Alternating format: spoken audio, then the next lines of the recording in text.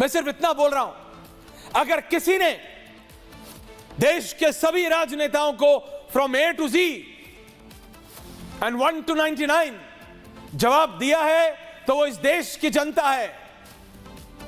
इस देश की जनता ने खान साहब ये बता दिया है कि उनको फर्क नहीं पड़ता कि रमजान के शुभ महीने का जुम्मा और होली अगर एक दिन पड़े हैं तो। अनुज चौधरी सीओ संभल की टिप्पणी से आप सेटिस्फाइड हो ना हो, you may agree you may disagree, पर उस व्यक्ति की पॉइंट ऑफ व्यू समझिए।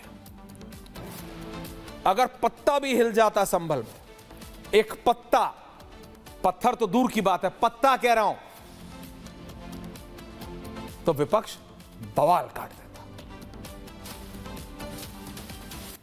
पुलिस का काम गुलदस्ते दे के लोगों को समझाना नहीं है। I beg to differ in this. ये कोई वो पिक्चर नहीं चल रही है। जहां लट गाड़ने की जरूरत है वहां लट गाड़ना पड़ता है एंटी सोशल एलिमेंट्स के लिए। लेकिन वो बात अलग है, पुलिस के रवैये पे you can have an elaborate debate, पर फिर सारी करिए सारा ये आरोप लगाना कि पुलिस तो जी सत्ता की होती है, तो पुलिस विपक्ष की कब हुई है 47 से लेके आज तक? एक बार तो बता दो। पुलिस तो हमेशा सत्ता पे काबिज लोगों की होती है, पुलिस कोई हारे हुए विपक्ष की थोड़ी होती है। अजीज खान साहब, जब आप सत्ता में थे तो क्या पुलिस बीजेपी की थी क्या? जब जब जब उत्तर प्रदेश में बहन जी की सरकार थी तो क्या पुलिस बीजेपी की थी? जो सत्ता पे होता है प्रशासन उसका होता है, इसमें कौन सी रॉकेट साइंस है।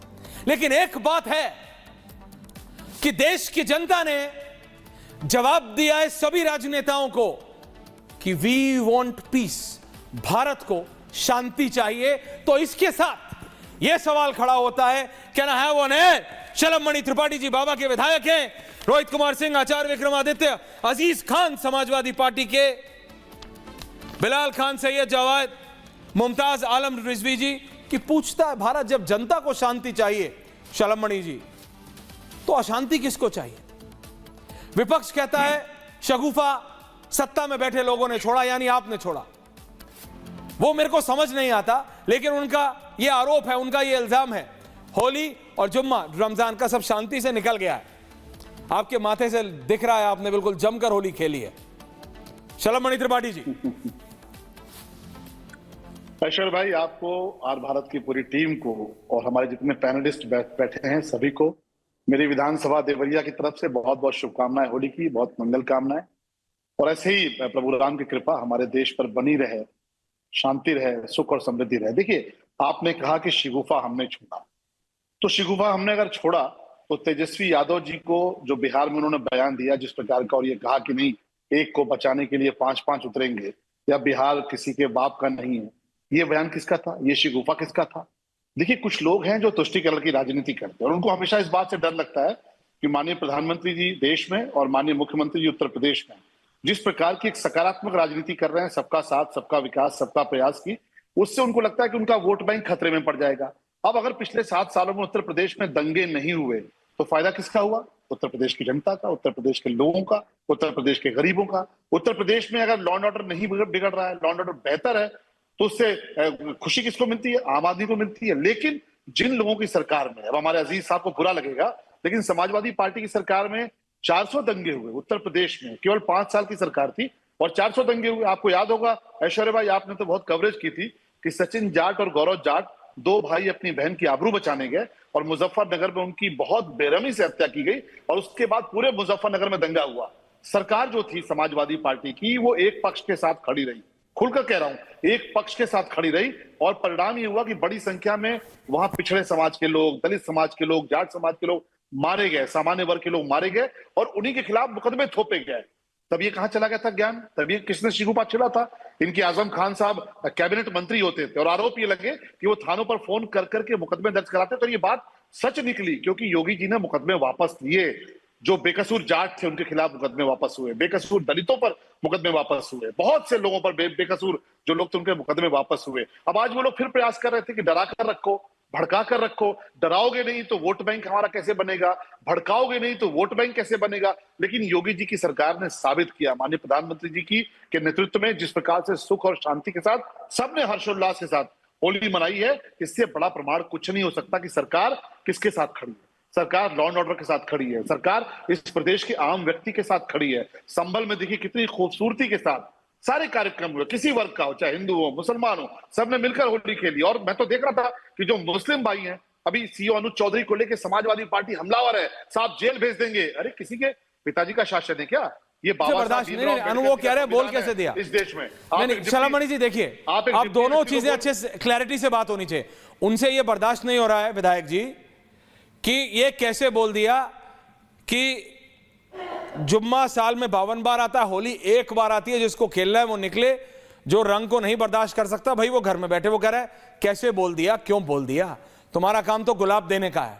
इसलिए मैंने कहा कि पुलिस हमेशा गुलाब देके, ये कोई पिक्चर नहीं चल रही संजय दत्त की कि प्यार की झप्पी कर लो, जहां जिसको अगर लड़ गाड़ के समझाना है तो समझाना पड़ेगा। ऐश्वर्या भाई, इनको बर्दाश्त इसलिए नहीं होगा क्योंकि बुरा लगेगा, पर जरा मुझे बताइए, सरकार किसी एक वर्ग की होती है क्या? समाजवादी पार्टी की सरकार में मुख्यमंत्री आवास में रोजा इफ्तार की दावतें होती थी, करिए, हमें कोई दिक्कत नहीं है, पर कभी दिवाली की भी कर ली होती, कभी होली की भी कर ली होती। 4 साहिबजादे जो शहीद हुए, सिख समाज उनको पूजता है, कभी उनका भी कार्यक्रम कर लिया होता। माननीय मुख्यमंत्री जी तो सबका कार्यक्रम करते हैं, तो उनको तकलीफ होगी कि एक सीओ, डिप्टी एसपी कैसे सच बोल रहा है। और वो डिप्टी एसपी किस समाज से आते हैं? जाट समाज से आते हैं, गरीब परिवार से निकल के आते हैं। आज उनके पिताजी का मैं बयान पढ़ रहा था, वो घबराए हुए हैं कि अनुज चौधरी के साथ कुछ भी हो सकता है। तो अनुज चौधरी इसलिए आंख में इनकी गड़ रहा है क्योंकि उन्होंने सच कह दिया, उन्होंने एक सही बात जो कह दी, वो ये बात समाजवादी पार्टी को बर्दाश्त नहीं, और कह रहे हैं जेल भेज देंगे। आप जरा सोचिए, ये जंगल राज जो इन्होंने कायम किया था, ये कहते हैं हम जेल भेज देंगे। आप किस आधार पर जेल भेज देंगे? आप शिकायत कर सकते हैं, आप मुख्यमंत्री को चिट्ठी लिख सकते हैं, आप प्रधानमंत्री जी को चिट्ठी लिख सकते हैं, आप उनके कोड ऑफ कंडक्ट को लेकर कुछ आपको बुरा लगा तो आप जांच की मांग कर सकते हैं। लेकिन आज आप विपक्ष में बैठे हैं 2 बार से, और बैठ के कहते हैं कि आप डिप्टी एसपी को जेल भेज देंगे, वो भी जो अर्जुन अवार्डी रहा है, जिसने देश में सीने पर तिरंगा लगाकर पूरे देश का मान बढ़ाया दुनिया के भीतर, उस अधिकारी को, अनुज चौधरी को आप बोलते हैं जेल भेज देंगे। तो देश की जनता देख रही है। और ऐश्वर्या भाई, ये देश बाबा साहब भीमराव अंबेडकर जी के संविधान से चलता है, किसी शरिया से नहीं चलता कि अनुज चौधरी को आप जब चाहेंगे जेल भेज देंगे। अब पहली बात तो आपकी सरकार आने वाली नहीं, क्योंकि आपकी करतूत ऐसी है, आपके कृत्य ऐसे हैं। और दूसरी बात कि आप इस प्रकार का मंसूबा पालेंगे तो हमें जवाब देने की आवश्यकता नहीं है। ये प्रदेश की जनता, देश की जनता अनुज चौधरी के साथ खड़ी है, ऐसे अधिकारी के साथ खड़ी है कि जिनका आज संभल के मुस्लिम भाई भी तारीफ कर रहे थे। मैं सुन रहा था आप ही की टीवी पे कि संभल के मुस्लिम भाइयों ने भी कहा कि नहीं साहब, बहुत अच्छी व्यवस्था थी, सीओ साहब ने बड़ी मेहनत की। लेकिन क्योंकि इनका पॉलिटिकल एजेंडा डिरेल हो रहा है, क्योंकि कारण क्या है? चुनाव हार गए। आपको पता है कि मुस्लिम बाहुल्य सीटों से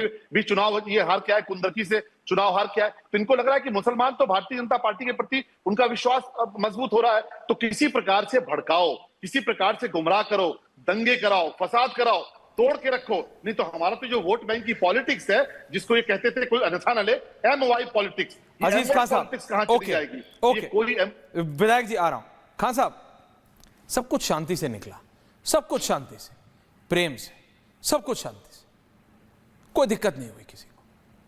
खान साहब, देखिए ऐश्वर्या भाई, सबसे पहले तो हमारे जितने पैनलिस्ट हैं और सभी देशवासियों को दिली मुबारकबाद आज इस होली के मौके पर। और साथ ही साथ जुमा लोगों ने पढ़ा बहुत ही खूबसूरती के साथ। मैं सारे लोगों को बधाई देना चाहूँगा, मुबारकबाद देना चाहूँगा।